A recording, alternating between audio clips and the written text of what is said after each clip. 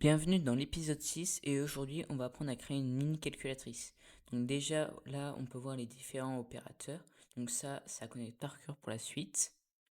Donc là ça commence avec int pour convertir les lettres en chiffres. Donc on avait vu ça dans le dernier épisode. Et après t'as vu c'est très simple. Tu mets tes deux variables et tu mets le petit signe plus, moins, fois. Et donc tu peux tester et comme ça tu vois ça marche. Donc maintenant on va essayer de complexifier un peu les choses, car là, comme tu peux voir, ça met tous les calculs en même temps. Et là, à la place, donc déjà au début, il y a les deux variables pour entrer les nombres, mais entre les deux, ça demandait l'opérateur. Donc comme ça, à la place de mettre toutes les possibilités, et ben en fonction de l'opérateur, tu as vu, il y a les petites comparaisons, et comme ça va faire le calcul.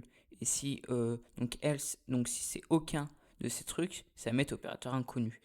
Ou si t'as pas rentré, pareil, ça va mettre opérateur inconnu. Donc tu peux tester. Ça marche pour tout. Et pour le diviser par 0, t'as vu, ça met bien erreur. Et je sais pas si t'as eu l'œil, mais au début du code, t'as vu, il y a bien à la place de in float. Comme ça accepte les nombres à virgule.